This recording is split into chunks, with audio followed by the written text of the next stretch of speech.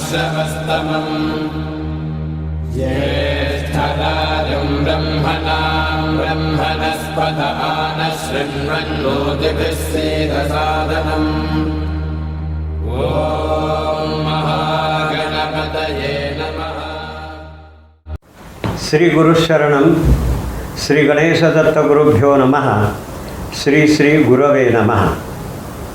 आनंदमानंदकर प्रसन्नं ज्ञानस्वरूपं निजबोधरूपं योगेन्द्रमीड्यं भवरोगवैद्यं श्रीमद्गुरुन् नित्यमहं नमामि।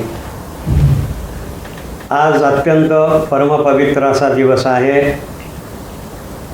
श्री वासुदेव निवासच्या वतीने सद्गुरू योगीराज गोळवणे महाराजांना जी परमहंस परिव्राजकाचार्य वासुदेवानंद सरस्वती स्वामी महाराज यांचेकडून आणि परमहंस परिव्राजकाचार्य श्री लोकनाथ तीर्थ स्वामी महाराज यांचेकडून जे दीक्षा प्रदान झाले, याचा हा शताब्दी महोत्सव पंचवर्षात्मक आयोजन संपूर्ण भारतामध्ये करण्यात आलेले आहे। त्याची रूपरेषा ही सर्वत्र आम्ही पाठवत आहोत।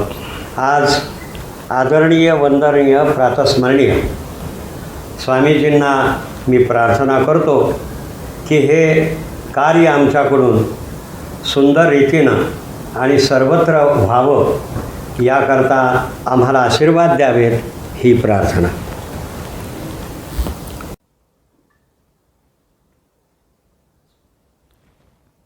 वर्णानाम् अर्थसंघानां रसानां छन्दसामपि मंगलानां च कर्तारौ वंदे वाणी विनायकौ।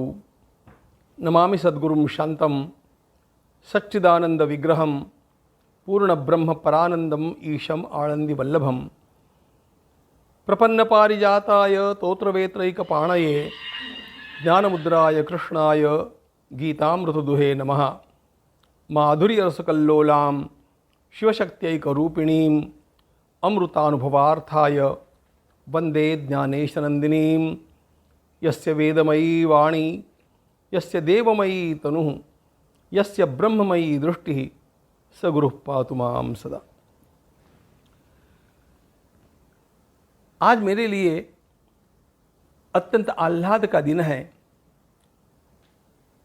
कि जिन अत्यंत श्रेष्ठ महात्माओं में मेरी परम श्रद्धा है, उनके विचारों का और उनके सिद्धांतों का, उनके चरित्र का और उनके संदेश का सर्वत्र वितरण करने के लिए कटिबद्ध होकर के पुणे के श्री वासुदेव निवास के आदरणीय श्री शरदराव जी यहाँ पर आलंदी में वेदशी तपोवन में पधारे हैं। नवरात्रि के पावन दिन हैं और इन दिनों में अपना चित्त निरंतर साधन की ओर और परम साधन साक्षात भगवती शक्ति के साक्षात्कार की ओर लगा रहे, यही अपेक्षित है। यह शक्ति जिनके द्वारा जागृत होती है, जिनके द्वारा, जिनके अनुग्रह से उसका साक्षात्कार होता है, ऐसे अत्यंत श्रेष्ठ महात्मा भारतवर्ष में सर्वदा पधारते रहे। और उन महात्माओं में इन 100 वर्षों में जो अत्यंत श्रेष्ठ सर्वोच्च महात्मा मेरी दृष्टि में रहे हैं, उनमें परमहंस परिव्राजकाचार्य प्रातस्मरणीय परम पूज्य श्री वासुदेवानंद सरस्वती टेमे स्वामी महाराज, यह अत्यंत ऊंचा नाम है। मैं उन्हें महात्मा नहीं समझता हूँ, मैं उनमें साक्षात भगवान की झांकी करता हूँ। उनका मेरे अंतःकरण पर अत्यंत बड़ा प्रभाव है और वो प्रभाव इसलिए समर्थनीय है कि जिन्हें मैं पूरे संसार का सर्वोच्च और अनोखा संत मानता हूँ, ऐसे हमारे संत शिरोमणि जगतगुरु श्री गुलाबराव महाराज रोज प्रातःकाल उनका नामस्मरण किया करते थे। जिनको मैं सर्वोच्च मानता रहा, वे जिसे सर्वोच्च मानते रहे, उसके बारे में वर्णन करने का मेरा क्या अधिकार है। मैंने तो पुणे के विद्यापीठ में एक बार परिसंवाद में इस बात को स्पष्ट किया था कि भगवान आदि शंकराचार्य महाराज के पश्चात यदि कोई उसके समकक्ष वाङ्मय हमें दिखता है तो वह पूज्य टेम्बे स्वामी महाराज का ही है। मैंने इतना ही नहीं कहा था, मैंने ये भी कहा था, जिसको आज दोहराना मेरा कर्तव्य मैं मानता हूँ, कि भगवान आचार्य जी के जो स्तोत्र हैं उनसे भी अत्यंत अनोखे स्तोत्र पूज्य टेम्बे स्वामी महाराज के हैं। ये तो बातें वो समझ सकते हैं जिन्होंने इन स्तोत्रों का, स्तोत्र वाङ्मय का तौलनिक अध्ययन किया होगा। पूज्य महाराज साक्षात दत्त स्वरूप रहे। उनका आविर्भाव इस कलयुग में पुनः वेद धर्म की प्रतिष्ठा करना और संन्यास की प्रतिष्ठा करना इसके लिए हुआ। और अपने वैसे लौकिक दृष्टि से देखे तो अल्प जीवन में उन्होंने जो कुछ किया वह कोई भी मनुष्य अनेक जन्मों में नहीं कर सकेगा, इतना किया। उनके उस परम पावन दिव्य जीवन प्रवाह में वह अद्भुत क्षण रहा होगा जब उन्होंने पूज्य श्री गुणवणी महाराज को दीक्षा प्रदान की। और गुणवणी महाराज, जिनका वात्सल्य मुझे बहुत अधिक मात्रा में प्राप्त हुआ, इसके माध्यम रहे, जिनके पास मैंने वेदांत का अध्ययन किया, ऐसे हमारे स्वर्गीय पूज्य पंडित आत्माराम शास्त्री जेरे, उनके माध्यम से मुझे गुणवणी महाराज का वात्सल्य भी प्राप्त हुआ। गुणवणी महाराज ने एक अनोखा काम किया।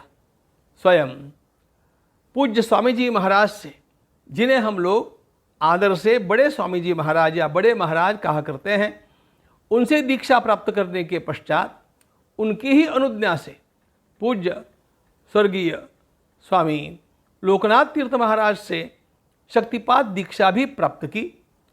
मुझे तो अत्यंत आह्लाद इस बात का होता है कि जिस भूमि में मैं बैठा हूँ वह आलंदी की भूमि भी इसी प्रकार संगम की भूमि है। श्री ज्ञानेश्वर महाराज एक और दर्शन शास्त्र में भगवान आचार्य शंकराचार्य जी के अनुयायी है, दूसरी ओर साधन पक्ष में वे नाथ संप्रदाय के हैं।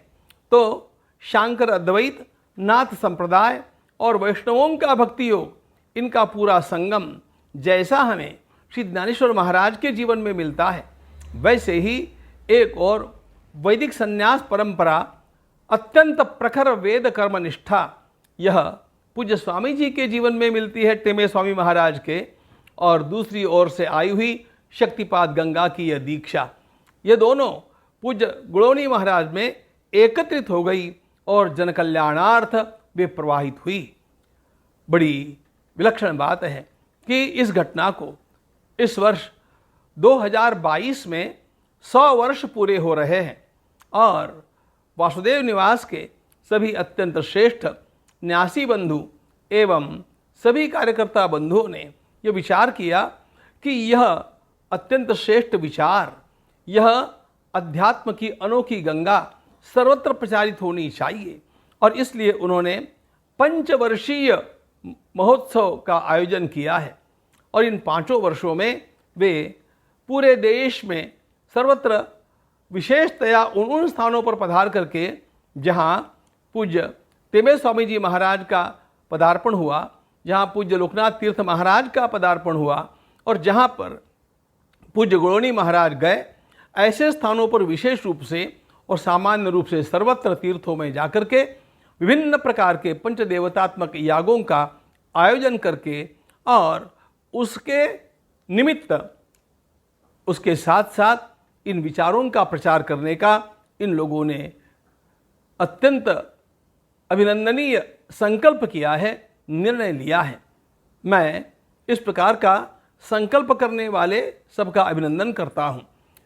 यह अध्यात्म का प्रवाह वास्तव में सर्वत्र प्रचारित होने के लिए अब लालायित है, क्योंकि वह समय आ गया है जब भारत का उत्थान पूरी तरह होने की घटिका समीप है।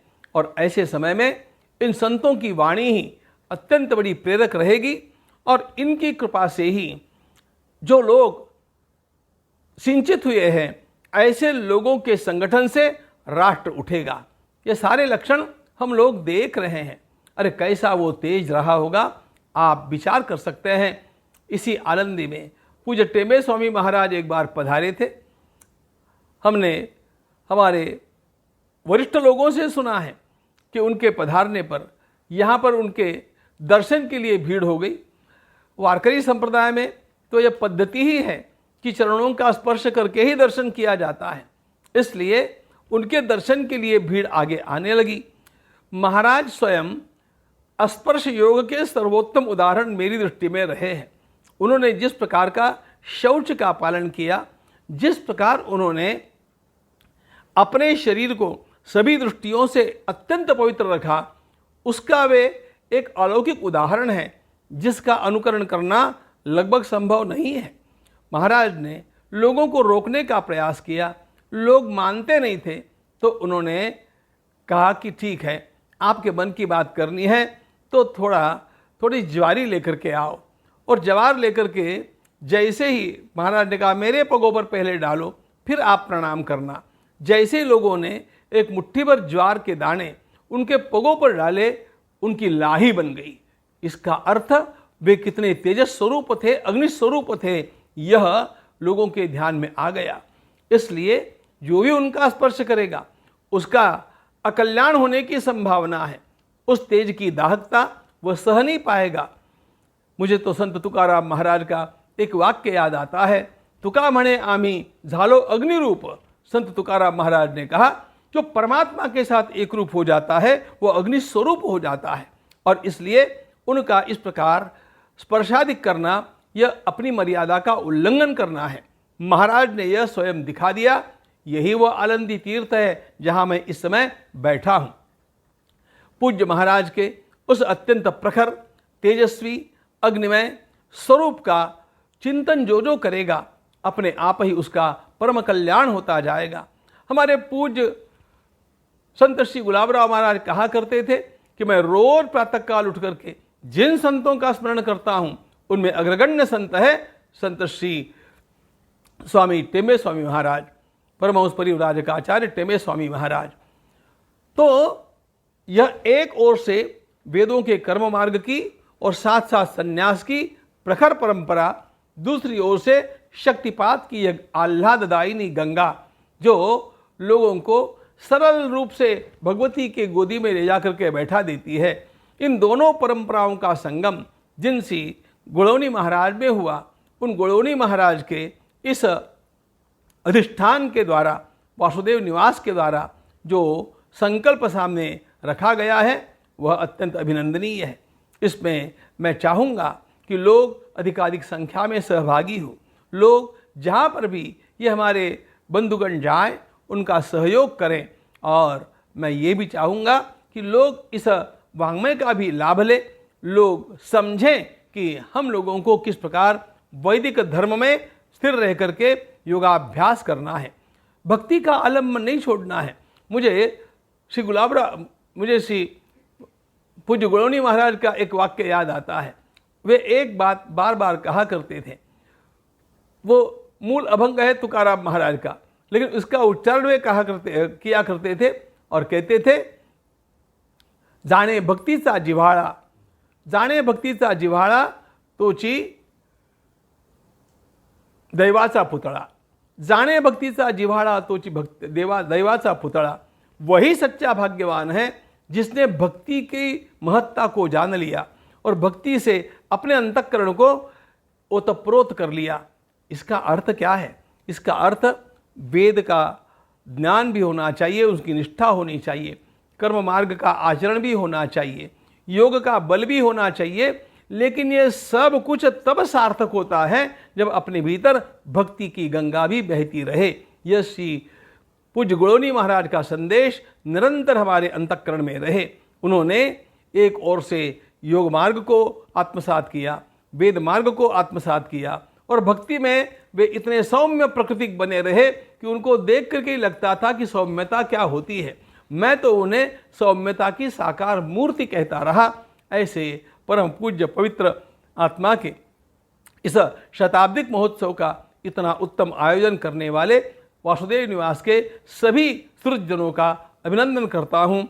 आपका यह कार्य, संकल्पित कार्य निश्चित रूप से पूर्ण होगा, क्योंकि साक्षात इतने महात्माओं की शक्ति उसके पीछे खड़ी है। संत श्री ज्ञानेश्वर महाराज की कृपा आप पर निरंतर बरसती रहे और हमारे धर्म का उत्थान होकर के विश्व का मांगल्य साकार हो जाए, यही अभ्यर्थना है। भारत माता की जय।